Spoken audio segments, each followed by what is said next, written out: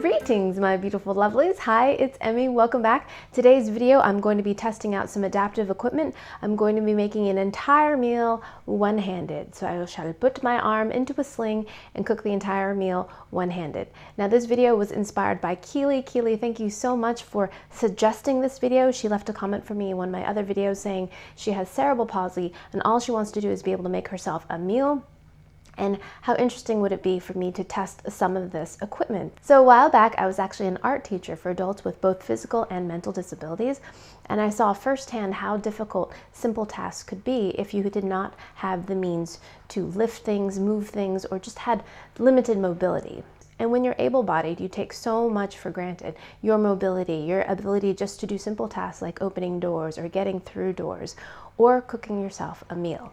So today I'm going to take up the challenge and see if I can do it. So Keely, thank you so much for suggesting this. I went online and I researched some things that I thought I could use to make a meal. And put my sling on. This is just a t-shirt. This actually reminds me of my baby carrying days. Okay, so I'm going to put my sling on. First thing I'm going to do is make some pasta. And this is what I found. And I think this will work. This is called the food pod. Isn't it great? It looks like a Yayoi Kusama sculpture. I love it. So it looks kind of like a little pumpkin, and you're supposed to be able to cook things like eggs and vegetables in it. But I thought I could probably cook some penne pasta in it. So as you can probably imagine, if you've got limited use of your hands or you don't have a lot of muscle tone, lifting a pot of boiling water is not only dangerous, but impossible. So this little thing is made out of silicone, and you put the food into the basket, and then you can pull it out of the boiling water, eliminating the need to actually lift up and drain a whole pot of water. I'm gonna take this top part off and fill up the basket with pasta. Now I imagine I'm gonna lose some of them. I think most of them hopefully will stay. So one challenge I've noticed so far already is that the floppy nature of this basket makes it difficult to fill. Okay, now that I've got some in there, maybe I can pour some. There we go. Now I'm going to replace this back on top. And this is actually proving a little easier than I thought it would be. Okay, so I've already lost some pasta. I can put some of it back through these holes. Go back in there. I feel like I'm a preschooler playing with a toy. All right, go back in there. And now I'm going to place my pot of pasta into the boiling water, or the hot water, and let this boil. The next little piece of equipment I have is this. And this is a Dycem mat. And it smells kind of stinky, kind of plasticky, but it's kind of a silicone rubbery material, and it's very, very grippy. Very grippy. So if you're unable to hold something with two hands or use another hand to hold it, this should hold it. So this is used on all kinds of surfaces. You can see there's crumbs and everything sticking to this. You can just wash it with warm soapy water and allow it to dry, and you'll get the stickiness back. Kind of reminds me of those like little crawly things that you can throw on the wall and they like crawl down and they get covered with fuzz. Same idea, right? So if you wash them, they'll be nice and sticky again. So now that I have my mat for a grippy surface, I'm going to test this gadget out. Now this is called the RoboTwist. It is a battery operated bottle or jar opener. So I have a jar of pasta sauce. I'm curious about a couple things. I'm curious if I have to hold the jar at all. I'm gonna try to do it without holding it. I put it on the little sticky mat, so hopefully it won't tip over, but I really wanna see how well this opens. You're supposed to just set this on here and then push this green button until the claws grip onto the lid. So neither the RoboTwist or the food pod are sold necessarily as adaptive equipment. I just thought they would work for this type of situation. All right, let's test this out. I'm supposed to touch this and hold it down for 3 seconds until it grips the lid, and then it's supposed to do the rest itself.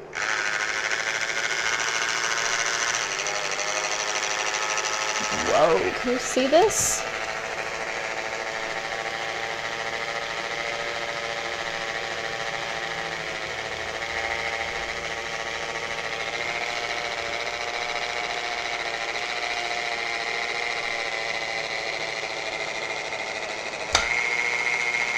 Whoa.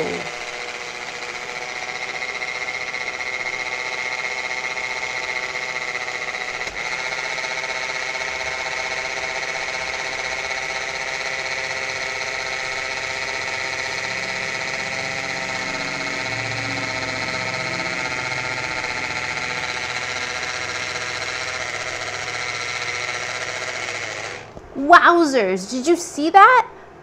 That was kind of impressive. First of all, I did not have to hold the jar at all. Second of all, it worked. It popped it off, it twisted it completely, and now it let it go. I do have to say, it is very, very loud. I almost thought it was broken when it started to go, but it worked. And look at that. Totally removed the lid. Super easy. I find the lids that I have the most trouble with, and I am able-bodied, are the ones that are wider. This was absolutely hands-free, and it totally worked. I'm impressed. I believe I paid $19.99 for this, and now I'm just going to warm it in my container. It's been about 11 minutes and our pasta is ready. I forgot to mention that on the end of the food pod there's a little hook, so you can attach it to the rim of the pot so it doesn't wander away. All right, let's stop this and pull the pasta out. Here we go. Look at that. So I thought that the silicone might not be able to withstand the weight of the pasta, but it's doing fine. I'm going to put it in this colander so it can drain a little bit more. I did lose some pasta. I probably have, I don't know, about 15 pieces of penne still in the pot, but still plenty in here.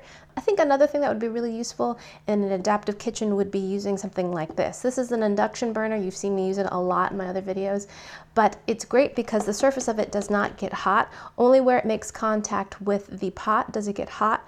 So it's really safe for small spaces. It's great. I really like it. You do need equipment that will work, that is compatible with the induction burner, so it has to have some sort of iron in it.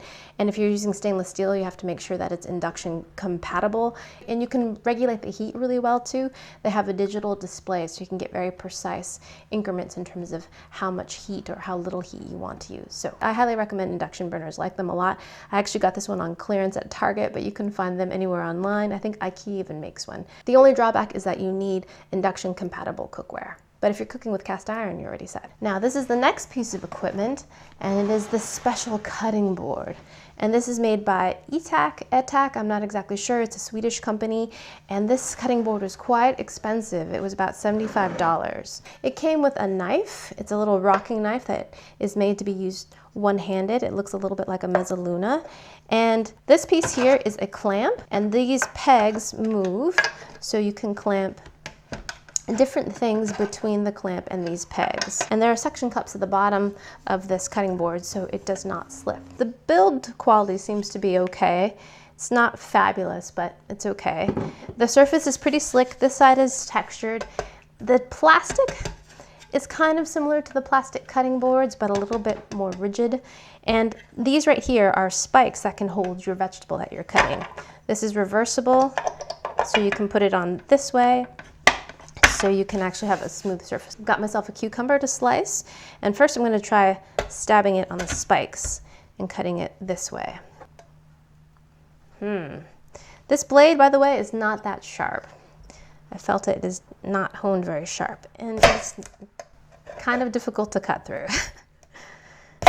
Ooh. Yeah, very violent and not a very clean cut. Let's just use a regular knife. Oh yeah, much better. Not so loud. You can get very thin slices if you like. Much easier to cut. Just using a regular knife. The knife they give you, not so great. I think this would probably be great for chopping herbs, something that you want to get really finely minced. To my bowl of salad greens, I will add my cucumber slices. So the spikes worked really well. So a radish isn't really so easy to spike, but I can try it. This is going to be a little, oh, see, not so great for that. I can spike it a little bit. Yeah. Oh yeah, beautiful. That works beautifully. Oh, just try it, setting it against the spikes, and even that should help. No, still wants to slide. So, time to impale. I'm just gonna impale maybe the first couple just to hold it into place. All right. Even then it wants to wiggle, but if you have a sharp knife, it helps. Let's try poking it more on the spikes. Yeah. If you spike more of the tomato onto the spikes, then it moves less and is much easier to cut. Let's see how chopping does though. Maybe using something like this would be better because you can kind of just rock it rather than trying to keep them all together.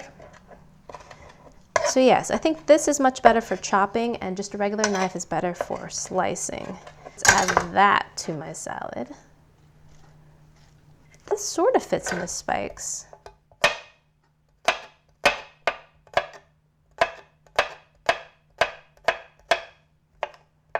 A tricky thing I did find is that these suction cups almost work too well. And so getting the cutting board off your counter is kind of tricky when you can only use one hand. So that's a slight annoyance. And now we're going to use it more as a clamp station. So I'm going to set the spikes in here, put the grater here, push the clamp forward and clamp it. And now I'm going to grab my cheese and grate my cheese. That works beautifully. I need one of these in my garage. It's like a vise. Let me unclamp it. Beautiful. So if you have a melon and you put that in here and trying to cut something like that, yeah, works great. So this is a really great solution for cutting something like this because a melon is a ball and cutting something round one-handed is just a bad idea. This holds it really nicely in place. Take out my knife, unclamp it, and there I have a beautifully cut melon. So that was my favorite thing so far to cut with this cutting board setup is the round object. Now we're in the final stages of putting our meal together. Let's go ahead and get our pasta out. This pod is pretty easy to unassemble one-handed. It's putting it together that's trickier.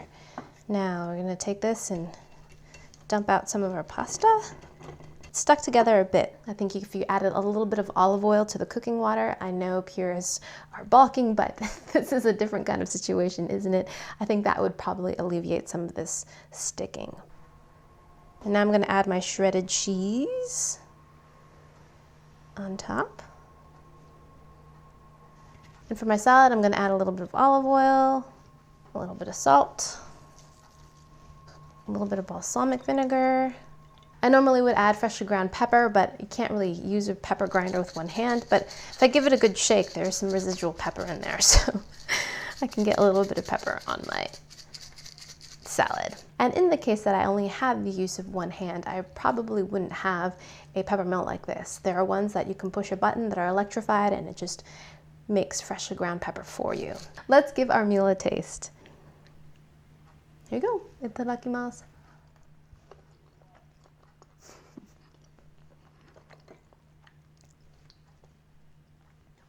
And it tastes like jarred sauce on pasta. It's great.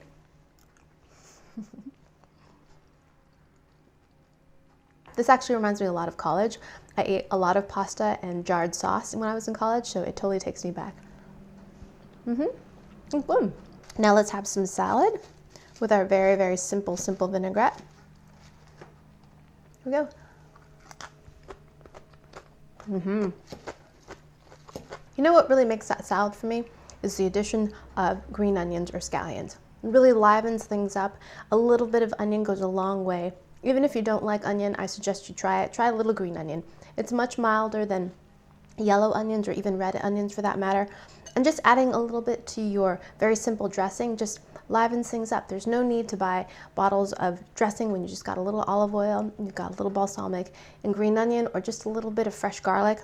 Wonderful, instant vinaigrette. So there you have it, the one-handed cooking challenge with adaptive equipment. Keely, thank you so much for suggesting this as a video idea. So all of this equipment worked and it worked pretty well. I think the decision on whether or not to purchase something like this will depend on your individual situation.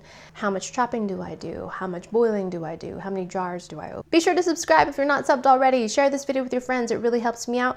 Follow me on social media so you can see how you can win this equipment, and I shall see you in the next video. Toodaloo, take care, bye!